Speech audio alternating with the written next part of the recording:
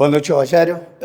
Eu queria que você falasse sobre o comportamento da equipe, onde no começo tem um gol contra, né, uma fatalidade com o David Duarte, mas o próprio David consegue se manter concentrado e a equipe mesmo atrás consegue responder dentro do jogo e conseguir uma virada, mais uma virada fora de casa no Brasileiro.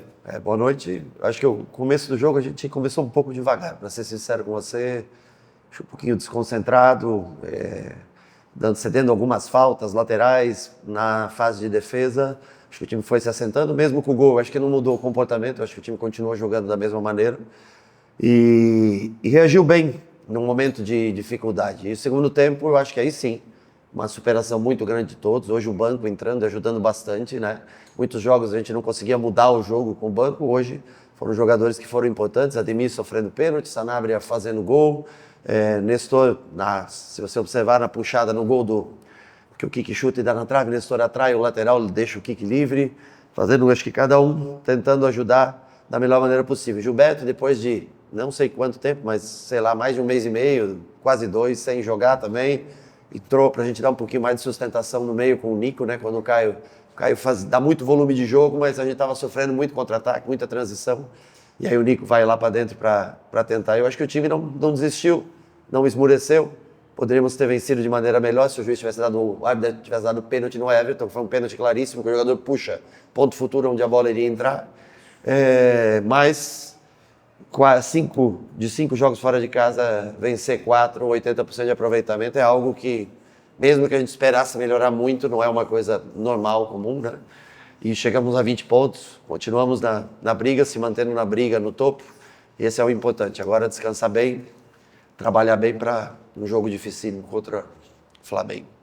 Rogério, boa noite. Até pegando um gancho dessa sua fala, dos 3 triunfos que o Bahia tinha tido antes do de hoje fora de casa, era com o Eric ou era com o Acevedo? O Caio Alexandre chegou a estar disponível, mas no banco de reserva. Sim. Você faz essa mudança, e eu não estou querendo dizer que o Caio, mas pela característica do jogador, que você falou mais de distribuição, e por entrar o Eric, teria sido esse o ponto-chave de mudança, de equilíbrio para o Bahia conseguir a virada no segundo tempo? A ida do Nico para o meio, você se refere a isso? Hoje o Gilberto já estava melhor, já treinando há mais tempo, né? E a gente se sentiu mais confortável de colocá-lo. Não digo que é a chave do jogo, é que o Caio... O primeiro tempo teve 53, 54 minutos, lembro. O Caio cansou um pouquinho. E eu achei que a gente estava se lançando bastante para o ataque. E o Everton já estava com um pouquinho de dificuldade de recomposição. Estava praticamente o Jean sofrendo bastante. E o Caio saltando com umas bolas pelo lado, deixando desguarnecido no meio. Mas o Caio é incomparável na construção, né? Mas naquele momento eu achei que era importante fortalecer o meio-campo para que a gente se mantivesse no jogo. Eu acho que o Nico ajudou muito a gente se manter no jogo na parte defensiva. E as outras alterações foram ajudando. Acho que um belíssimo passe do Kiki para Ademir, ali para atacar o espaço. O Everton aguentou até onde foi. Hoje entrou o Nestor, Jean, Nico, Nestor. É um meio de campo um pouco mais robusto, um pouco mais forte fisicamente. Mas foi importante a presença do Nico hoje.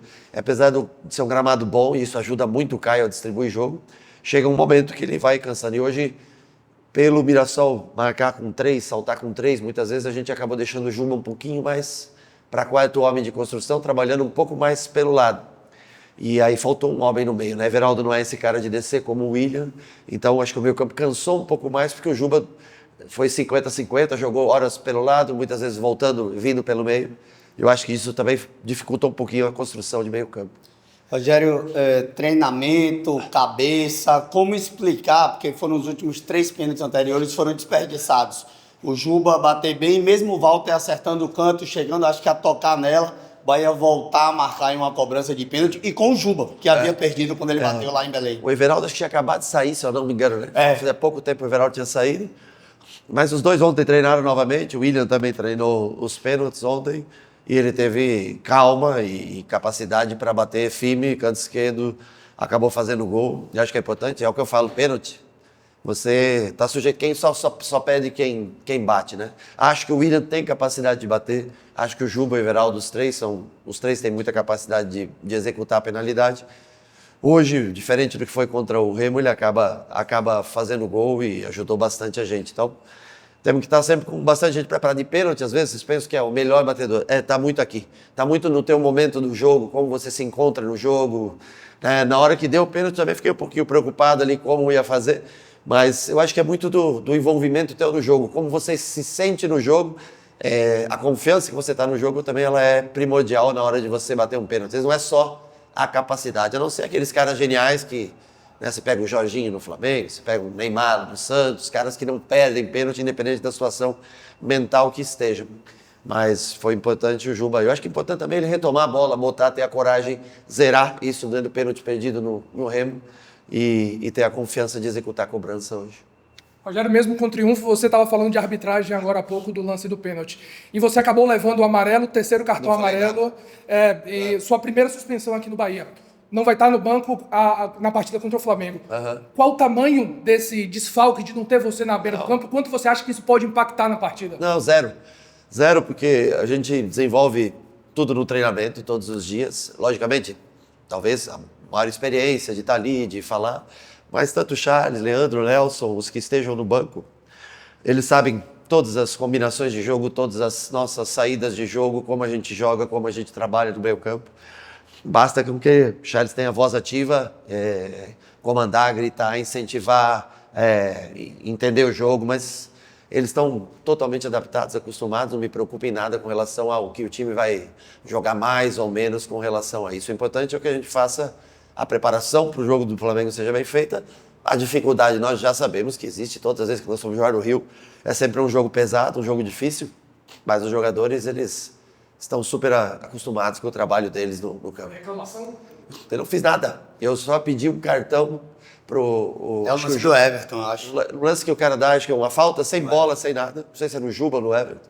Eu disse, falei assim, você acha que não é lance para cartão? Não falei um palavrão, não falei nada mais grave. Não sei se foi o quarto árbitro que falou pro árbitro, veio, puxou o cartão.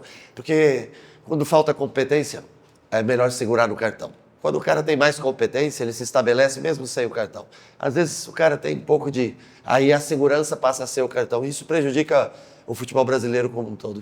Rogério, os pontas do Bahia não marcavam desde o Campeonato Baiano e o Sanabria tem a questão da lesão lá contra o São Paulo, essa volta, essa cautela.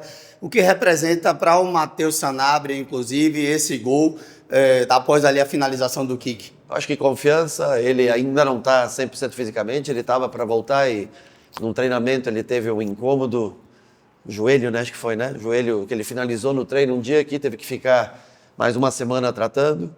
É um menino especial, assim, tem o dom, talento, 1 contra 1. Ele ainda precisa de um desenvolvimento maior de parte tática. Eu sei que já faz tempo que ele está aqui, mas tem alguns jogadores que têm o que ele tem de facilidade de 1 contra 1 de drible, ele também tem um pouco de dificuldade no entendimento da parte tática. No entendimento, não. Talvez no momento que o batimento está alto e tudo, às vezes ele esquece um pouquinho das coisas que tem que ser feito, o que é completamente natural. Mas acho que é tão importante porque o passe foi do Kiki, o pênalti sofrido foi do Ademir, a finalização foi do Kiki, o gol foi do Sanabria. Ou seja, os três jogadores hoje, né, o Pulga quase sempre participa, mas hoje os outros 3 jogadores participaram diretamente do triunfo que nós tivemos no dia de hoje. Importante, o Ademir mesmo, pouco tempo, vamos torcer para que não seja nada grave, né, para que ele não precise ficar parado, porque o Cauê, por exemplo, está na seleção, também esperamos que ele possa voltar logo. Mas torcer para que não seja nada grave para o Ademir, para ele já possa estar à disposição, porque senão acaba fazendo nessa posição, acaba fazendo falta para a gente. Foi o ombro aqui, mas eu não sei, escutou um estalo, mas não sei exatamente dizer o que pode ter sido, acho que deve fazer exame amanhã ou na segunda-feira.